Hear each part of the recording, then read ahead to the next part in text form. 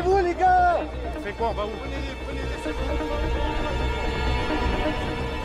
Allez, allez. On y va.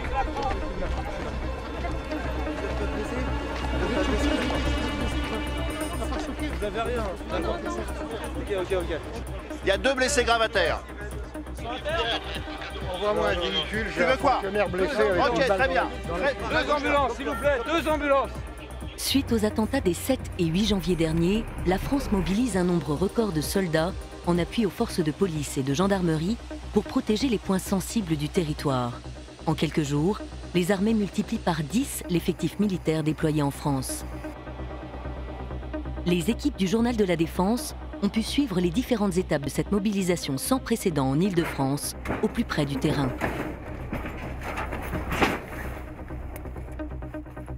Cette fusillade d'une violence extrême a tué 12 personnes et en a blessé plusieurs. 7 janvier 2015. Après la fusillade dans les locaux de Charlie Hebdo, les assaillants sont en fuite. Le président de la République annonce le renfort immédiat des effectifs militaires. Nous devons aussi protéger tous les lieux publics. Et le gouvernement a mis en place ce qu'on appelle le plan Vigipirate attentat. C'est-à-dire que des forces de sécurité vont être déployées partout, là où il peut y avoir le début d'une menace.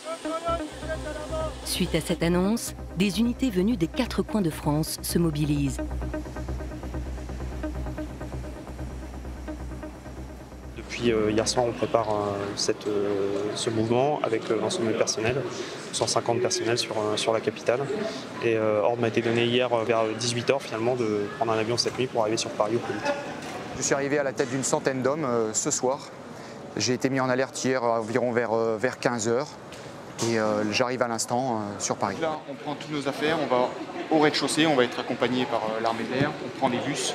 Et là, on va sur la base aérienne de Creil, on récupère notre matos là-bas. Et après, on verra en fonction des éléments qu'on me donne. En quelques heures, les premiers renforts rejoignent la capitale pour y sécuriser les points clés.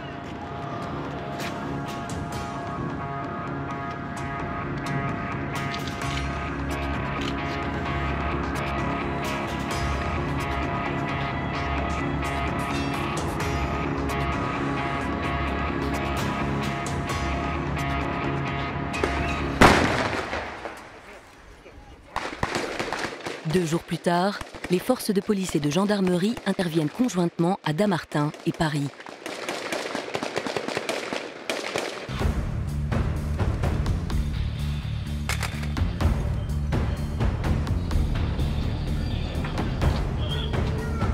Pendant ce temps, le dispositif monte en puissance dans la capitale. Le 11 janvier, 1450 militaires sont sur le pied de guerre.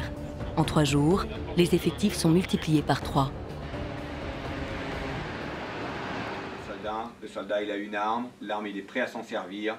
À la tête de ce déploiement dans l'urgence, le gouverneur militaire de Paris, commandant de la zone de défense et de sécurité en Île-de-France, également conseiller militaire du préfet de police. Aujourd'hui, dimanche, avec la grande manifestation de soutien qui va regrouper de nombreuses personnalités et beaucoup de manifestants, nous avons remplacé les forces de première catégorie, les policiers et les gendarmes, sur leur lieu de patrouille pour leur permettre d'assurer la sécurité de la manifestation. C'est rassurant d'un côté parce qu'au moins on se sent sécurisé, après ça veut dire qu'il y a une menace. C'est un petit peu effrayant, mais je pense qu'on est en sécurité en France et encore plus à Beaugrenelle, là il y a les militaires, donc c'est très bien. Et la collaboration avec les militaires se passe plutôt très bien, on communique beaucoup. On leur a expliqué un petit peu les différents accès du centre, comment on travaillait nous de notre côté et quels étaient les emplacements stratégiques du centre par rapport aux endroits aussi touristiques. Vous avez reçu un plan de la police juste là-haut là. Ça fait 8.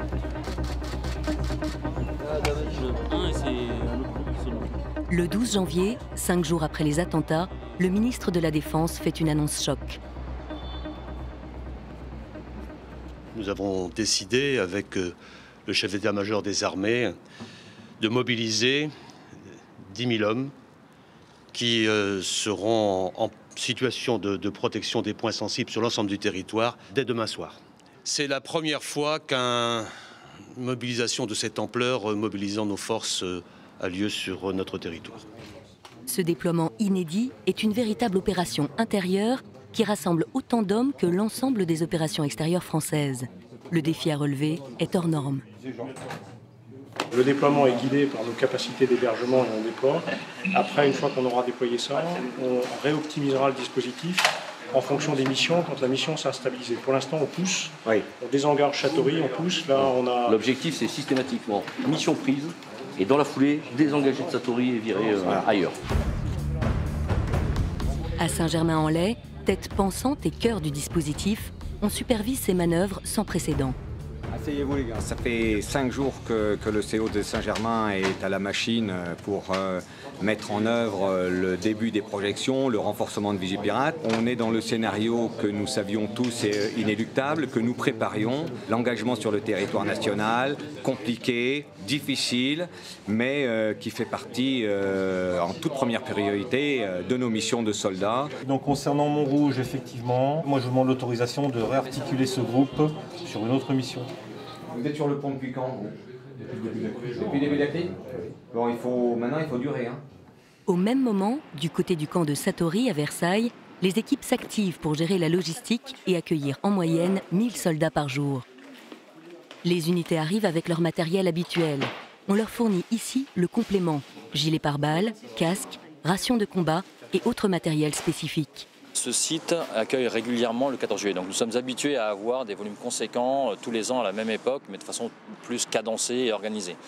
Là, c'est la première fois que nous avons un tel volume, dans des délais aussi courts, de façon aussi dense, et avec un besoin de réactivité que vous comprenez bien. Le camp de Satory est le passage obligé pour les militaires envoyés en Île-de-France avant de rejoindre leur zone d'action ou d'être hébergés dans d'autres sites. Vous avez ici une structure qui, de toute façon, H24 et tout temps, permet d'accueillir jusqu'à 2000 personnes, avec logement chauffé, sanitaire, etc. Ceci dit, pour pallier des problèmes potentiels d'infrastructure ou voire de trop de personnes qui arrivent directement ensemble, nous pouvons déployer des moyens complémentaires de campagne qui permettent d'avoir des douches chaudes et du campement. À quelques kilomètres de là, sur le terrain, les équipes sont en place. Depuis hier soir, le président de la République a confié aux armées la mission de protection et de sécurisation d'un certain nombre de lieux de confession israélite. Et donc depuis ce matin, nous avons pris en charge la protection de 44 écoles sur Paris intramuros et progressivement sur d'autres lieux de culte israélites.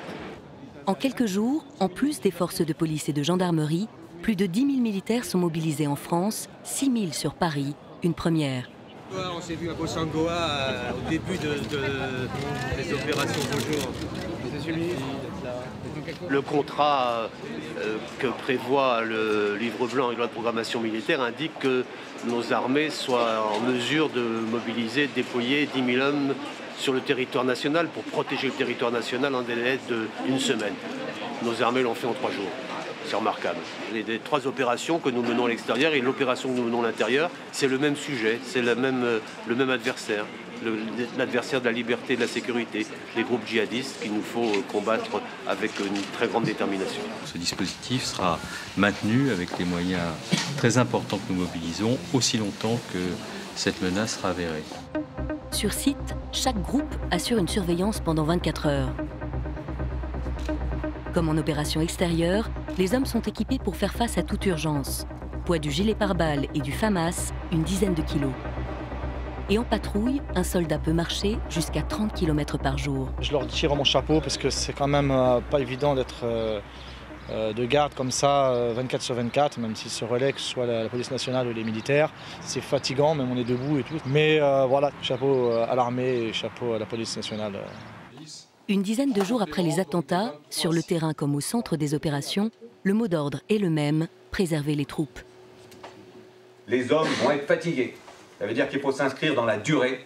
Ça veut dire qu'il faut que vous ayez une idée très précise de l'état de fatigue, de l'état d'usure de vos hommes. C'est dans la vigilance des gars en patrouille, des gars de faction, des gars en déplacement, probablement qu'on aura la bonne surprise d'éviter une agression. Parce que la menace, elle ne baisse pas. Tous les clignotants sont au rouge. Effectivement, la fatigue existe, naturellement, quand on fait travailler les gens en 3-8 ou alors avec des déplacements importants. On a des unités qui sont stationnées à Brétigny, donc tous les jours, elles prennent le bus pour rejoindre Paris Intramuros, etc. C'est tout un temps qu'ils ne passent pas en conditions de repos dans leur lit.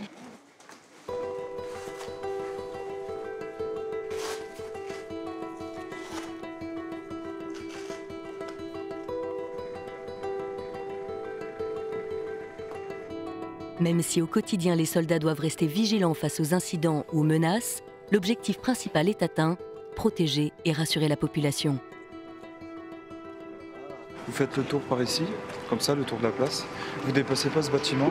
Cette porte là-bas, il y a des gens qui rentrent et qui sortent. Il faut qu'elle soit en permanence fermée. De temps en temps, il faut aller vérifier, parce qu'il y a beaucoup de passages. Souvent, les gens ils sont surpris. Ils nous disent bonjour, après ils nous disent qu'ils sont surpris et qu'ils sont aussi contents de nous voir. Ça rassure. On a même parfois des petits cadeaux, et là ils nous ramènent à manger. Ça fait toujours plaisir. Ça fait 15 ans que je suis dans la réserve. Donc c'est vrai que des missions comme celle-là, surtout que c'est la première fois qu'on lâche des réservistes aussi rapidement, on est fiers d'être là. Lieux touristiques, institutions, lieux de culte, gares ou aéroports, depuis le 14 janvier, l'armée sécurise et protège 320 sites en Île-de-France. Nom de code de l'opération, Sentinelle.